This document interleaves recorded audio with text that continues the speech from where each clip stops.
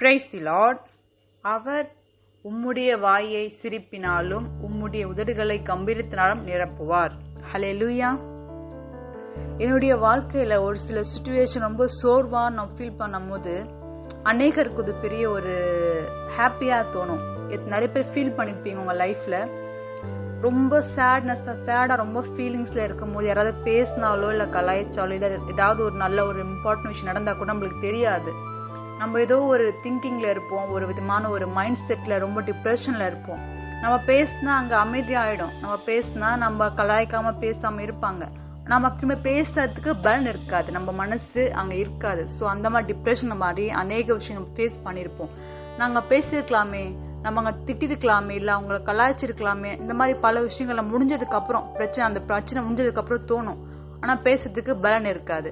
என் லைஃப்ல அந்த மாதிரி ஒரு சில நிறைய காரங்கட்டங்கள் எனக்கு ஆயிருக்கு. அந்த மாதிரி டைம்ல இந்த வசனம் வரும்போது நான் சிந்திச்சு ஒரு வசனம் நம்மளுக்கு வந்துச்சுன்னா ஆண்டவர் கொடுக்க ஒரு பெரிய ஆசீர்வாதமா எண்ணி அதை ஜெபம் செஞ்சு சுதந்திரத்துக் கொள்ளுங்க. இப்போ உங்க கையில ஒரு 10 ரூபா கொடுக்குறேன்னா இது என்னோட காசு, நான் இதுக்கப்புறம் செலவு பண்ணுவேன்ற ஒரு நம்பிக்கை வருது இல்லையா உங்களுக்கு? அந்த மாதிரிதான் ஒவ்வொரு வசனமும், இந்த வசனம் எனக்கு அப்படின்னு சொல்லி ஏற்றுக்கொண்டு அதை நீங்க ஜெபித்து அதை நீங்க பெற்றுக்கொள்ளும் போது அதுக்கான ஆசீர்வாதம் உங்களுக்கு கிடைக்கும். ஹல்லேலூயா. என் வாழ்க்கையில் இந்த வார்த்தை கிடைக்கும் போது அந்த சுதந்திரமா நான் எடுத்துக்கிட்டு அதுக்காக நான் வச்சு நான் ஜெபம் செஞ்சேன். அந்த நிமிஷமே டிப்ரெஷன் எல்லாம் மறைஞ்சு போயிட்டு அதே ஆளுங்க என்னை கலாய்க்கும் போதோ இல்ல கிண்டல் பண்ணி பேசும்போது திரும்பி பேசுறதுக்கான தைரியம் கிடைச்சது. ஒரு கம்பீரமான அந்த வார்த்தையை கவனிச்சிட்டீங்களா? உம்முடைய உதடுகளை கம்பீரத்தினால், கம்பீரம் ஒரு கட்ஸான ஒரு வார்த்தையினாலும் உதடு நிரப்புவேன் அப்படின்னு ஆண்டவர் சொல்றார். அதே இடம் தான், அதே ஆத்மாக்கள் தான். ஆனாலும் கர்த்தர் எப்படி பயன்படுத்துறாருன்ற சிந்தைகள் வித்தியாசங்கள் உண்டு. ஹல்லேலூயா. நம்மளுடைய பலவீனம் பிறருக்கு பலமா இருக்குன்னா நீங்க சிந்திச்சு செயல்படுங்க. உங்களுடைய ஆத்மாவை ஒப்பு கொடுங்க, உங்களுடைய உணர்வுகளை ஒப்பு கொடுங்க. நம்ம எல்லாரும் பலவீனமான மனுஷங்க தான். எல்லாருக்குமே டிப்ரெஷன், சோர்வு, நோய்கள், பலவீனம் எல்லாமே இருக்குதான். ஆனாலும் நம்மள பிறர் பயன்படுத்துறாங்க, நம்மளுடைய பலவீனத்தை பிறர் பயன்படுத்துறாங்கன்னும் போது அதுக்கு எப்பவுமே இடம் கொடுக்காதீங்க. தேவன் அதை ஒரு நாள் விரும்ப மாட்டாரு. ஹல்லேலூயா. நம்ம பலவீனம் தேவனுக்கானது மட்டும்தான். ஹல்லேலூயா. மனுஷனாக கிடையாது. ஜெபிப்போமா? என்னோட சேர்ந்து ஜெபிக்கிறீங்களா?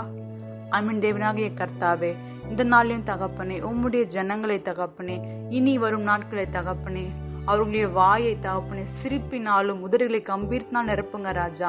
அவங்க மன தளர்ந்து போயிருக்கலாம். இதுக்கப்புறம் என்ன இருக்கு, இதுக்கப்புறம் என் வாழ்க்கையில என்ன மாதிரி சந்தோஷங்கள் எனக்கு இருக்கு அப்படின்னு நினைக்கலாம். ஆண்டவரே, இயேசுவின் நாமத்தினால் அவங்களுடைய துக்கம் எல்லாம் சந்தோஷமாய் மாற்ற தேவனுடைய கரத்தினால் ஆகும். அவங்க பலவீனங்களை அநேகர் அவங்களுடைய பலமா பயன்படுத்திக்கலாம் சுவாமி. எந்த இடத்துல தகப்பனோ அவங்க வேதனைப்பட்டு நொறுங்குண்டு இருக்கிறாங்களோ அந்த இடத்துல அவங்க இருதயத்தையும் அவங்களுடைய வாழ்வையும் செவ்வையாக்குங்க. அவங்கள மகிழ்ச்சியாக்கி மகிழ்ந்திருக்க செய்யுங்க சுவாமி. எல்லாத்தையும் விலக்கி கம்பீர ஹத்தத்தோடு நாமத்தை உயர்த்த கிருபை தாங்க. எல்லா துதிகன மகிழும் இயேசப்பா உம்மைக்கே செலுத்துகிறோம். நஸ்ரேனான இயேசு கிறிஸ்துவின் நாமத்தில் ஜெபிக்கிறோம் எங்கள் நல்ல ஜீவனுள்ள பிதாவே. ஆமேன். God bless you.